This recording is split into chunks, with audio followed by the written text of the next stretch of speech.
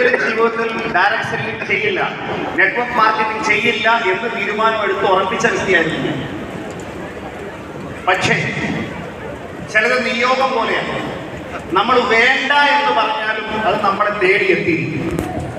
ഞങ്ങളുടെ നാട്ടുകാർ പറയാറുണ്ട്, വിധിച്ചിട്ടുള്ളത് തടയാൻ ഒരാൾക്കും കഴിയില്ല എന്ന് പറയും. വിധിച്ചിട്ടുള്ളത് തടയാൻ ഒരാൾക്കും കഴിയില്ല എന്ന് പറയും. ജീവിക്കുന്ന വർഷങ്ങളല്ല വർഷിക്കുന്ന ജീവിതമാണ് പ്രധാനം. ലോകത്തെ ഏറ്റവും വലിയ ഓർഗനൈസേഷൻ ഡെവലപ്പ് ചെയ്യുന്നത് മഹാനായ ജീസസ് ക്രൈസ്റ്റ് ആണ്. ഒരക്ഷരമില്ലാതെ പറക്കേണ്ടി വന്ന ജീസസ് ക്രൈസ്റ്റിന് തന്റെ ജനനം മുതൽ ധാരാളം പഴികളും ധാരാളം കുറ്റവാക്കുകളും കേൾക്കേണ്ടി വന്നിട്ടുണ്ട്. തന്റെ അമ്മയായ മറിയം ഒരുപാട് വേദനയോടുകൂടി കരഞ്ഞിട്ടുണ്ട്. ലോകത്തെ ഏറ്റവും വിശുദ്ധയായി ആ മറിയത്തെ പ്രഖ്യാപിച്ചിട്ടുണ്ട്.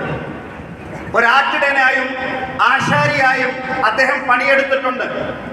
പക്ഷേ വെറും 33 വർഷം കൊണ്ട് അദ്ദേഹം 12 ശിഷ്യന്മാരെയാണ് ഡെവലപ്പ് ചെയ്തത്. 12 ശിഷ്യന്മാരെ. അതിലൊരാള് ഇദ്ദേഹത്തിന് ഒറ്റിക്കൊടുക്കുകയും ചെയ്തു, വെള്ളിക്കാശ്. പക്ഷേ ആ 11 പേരിൽ നിന്നും ലോകത്തെ ഏറ്റവും വലിയ കാരുണ്യമുള്ള ഒരു വലിയൊരു സംസ്കാരമായി അവർ ലോകം മുഴുവൻ പടർന്നു. അവരെ പടർത്തിയത് അവരുടെ ഉള്ളിലുള്ള കാരുണ്യമായിരുന്നു.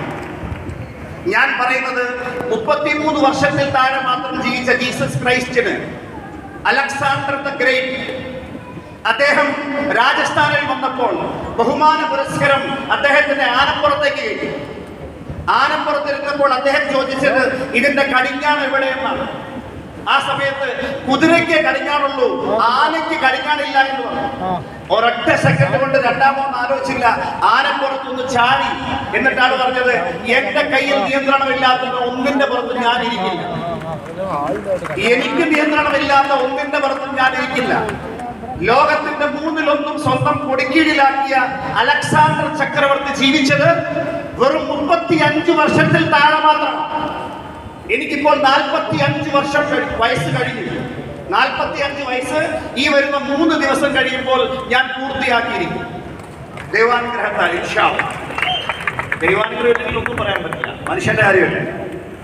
ഞാൻ പറഞ്ഞു വരുന്നത്, ഒരേ മനസ്സോടുകൂടി 5 പേർ ഒരു സ്ഥലത്തിരിക്കുന്നുണ്ടെങ്കിൽ അവിടെ പുതുചരിത്രം പിറക്കും എന്നാണ് പറയുന്നത്.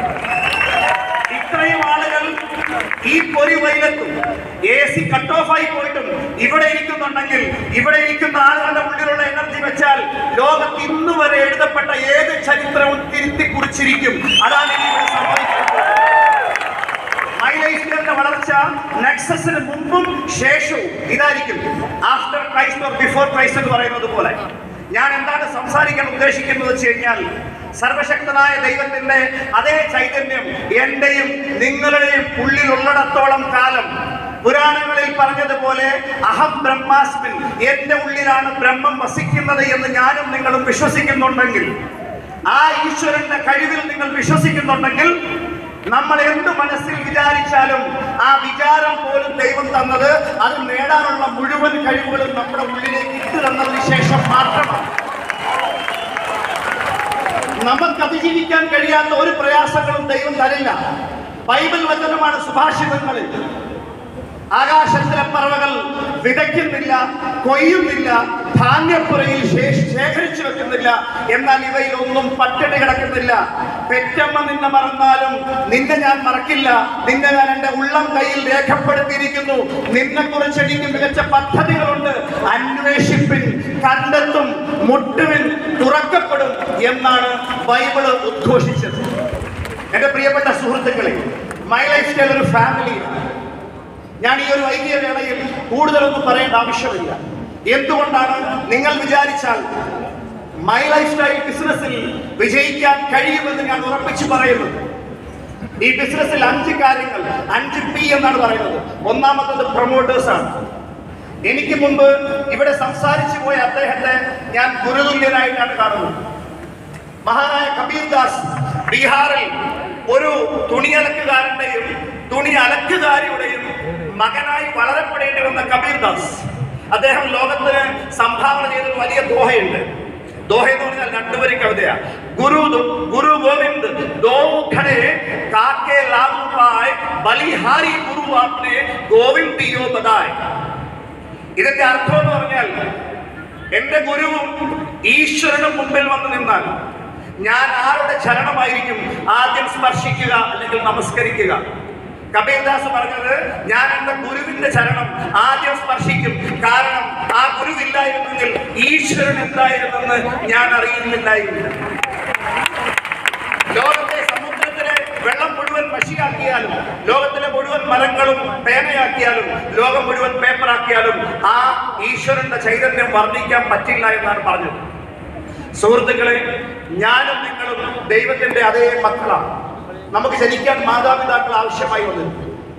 ഞാൻ ജനിച്ചത് ഇപ്പോൾ എന്നോടൊപ്പം നടന്നു വന്ന, ഞാൻ കൈപിടിച്ചു കൊണ്ടുവന്ന ആസിയ ബീവി എന്ന് പറയുന്ന ആ വ്യക്തിയുടെയും ഇബ്രാഹിം എന്ന് പറയുന്ന വ്യക്തിയുടെയും രണ്ടാമത്തെ മകനായിട്ടാണ്. ഞാൻ ജനിച്ചത് അവരുടെ തീരുമാനമായിരുന്നു. എനിക്കൊരു സ്വപ്നമുണ്ടായിരുന്നു, ഇമോഷണൽ ഡിസിഷൻ. എന്റെ ഫാദർ മരണക്കിടക്കയിലായ സമയത്ത് ഞാൻ പ്രാർത്ഥിച്ചത്, ഇദ്ദേഹം ഈ ലോകത്ത് നിന്ന് യാത്ര പറയുന്നതിന് മുമ്പ് ഈ ബിസിനസ്സിൽ എനിക്ക് ക്രൗൺ ഡയമണ്ട് ആക്കണം. എനിക്കതിന് സാധിച്ചില്ല. പക്ഷേ നമ്മൾ പറയാറുണ്ടല്ലോ, ശരീരം മാത്രമേ പോകാറുള്ളൂ, ആത്മാവ് ഒരിക്കലും പോകില്ല.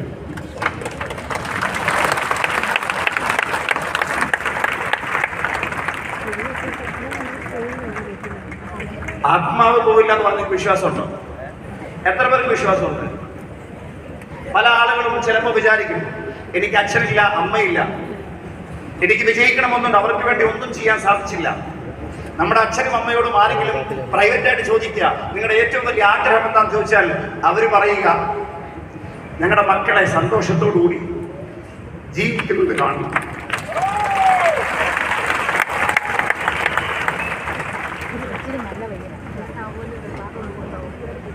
നിങ്ങൾ കൈയെടുക്കല് പിന്നെ ഞാൻ കരഞ്ഞില്ല.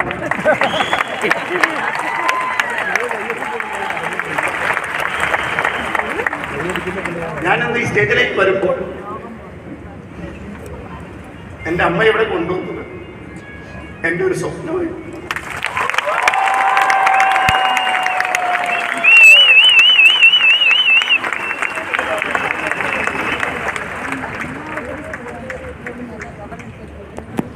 ഞാനിന്ന് കേരളത്തിലെ ഒരു ക്രൗൺ ഡയമണ്ട്, പക്ഷേ എന്റെ യഥാർത്ഥ ശക്തിയുടെ 10% പോലും ഞാൻ ഉപയോഗിച്ചിട്ടില്ല.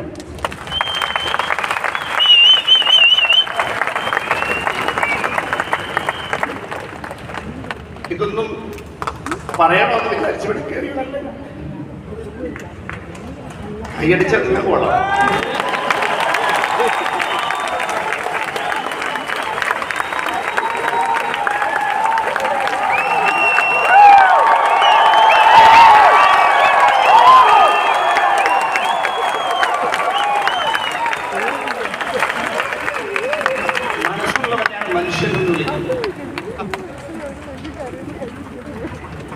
ഈ ലോകത്തെ ഏറ്റവും വലിയ ചലഞ്ച് മനസ്സില്ലാത്ത മനുഷ്യരാണ്. ഞാൻ പറയുന്നത് നിങ്ങൾ ശ്രദ്ധിച്ചു കേൾക്കണം. ഇത്രയും വൈകിയെന്ന് എനിക്കറിയാം, പക്ഷേ നിങ്ങളുടെ ഉള്ളിലുള്ള ശക്തി ഒന്ന് തിരിച്ചറിഞ്ഞാൽ ലോകത്ത് സംഭവിക്കുന്നത് 10,000-കണക്കിന് കുടുംബങ്ങൾ രക്ഷപ്പെടുന്നു. നിങ്ങളുടെ വിജയം നിങ്ങളെ മാത്രമല്ല, ലക്ഷക്കണക്കിന് കുടുംബങ്ങളെ രക്ഷപ്പെടുത്തുന്ന തീരുമാനമാണ്. ആ ഒരു തീരുമാനം എടുത്തുകൊണ്ട് വേണം ഈ ഹോള് വിട്ടുപോകാൻ. ഈ ലോകത്തോട്ട് യാത്ര പറയുന്നതിന് മുമ്പ് ഈ ലോകത്തൊരു കാലടയാളമെങ്കിലും ബാക്കി വെച്ചിട്ട് വേണം പോകാൻ. 1000 വർഷം കഴിഞ്ഞാലും ഇങ്ങനെ ഒരു മനുഷ്യൻ ജീവിച്ചിരുന്നു എന്ന് ലോകം പറയണം. രാഹുൽ ഗാന്ധിയുടെ 5 തലമുറ എല്ലാവരും പറയും. സ്വന്തം അച്ഛൻ്റെ 2 തലമുറ, സ്വന്തം അമ്മയുടെ 4 തലമുറ ഓർക്കില്ല. കാരണം എന്താ? അവരങ്ങനെ ഓർക്കത്തക്ക ഒന്നും ചെയ്തിട്ടില്ല. അതുകൊണ്ട് നമ്മൾ തീരുമാനമെടുക്കണം. നാളെ നമ്മൾ ഈ ലോകത്ത് യാത്ര പറയുമ്പോൾ, നമ്മൾ വന്നപ്പോൾ എല്ലാവരും ചിരിച്ചുകൊണ്ട് നമ്മളെ സ്വീകരിച്ചെങ്കിൽ, നമ്മൾ യാത്ര പറയുമ്പോൾ നമ്മളെ കരഞ്ഞുകൊണ്ട് ലോകം യാത്ര അയക്കണം. നമ്മൾ ചിരിച്ചുകൊണ്ട് പോകണം.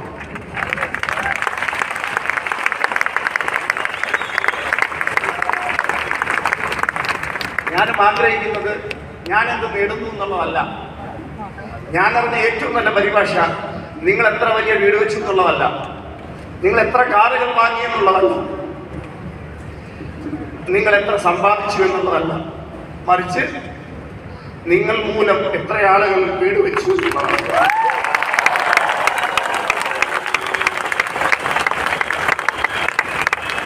നിങ്ങൾ വഴി എത്ര ആളുകൾ രക്ഷപ്പെട്ടു എന്നുള്ളതാണ്. ദൈവം എന്നെയും നിങ്ങളെയും തിരഞ്ഞെടുത്തതാണ്.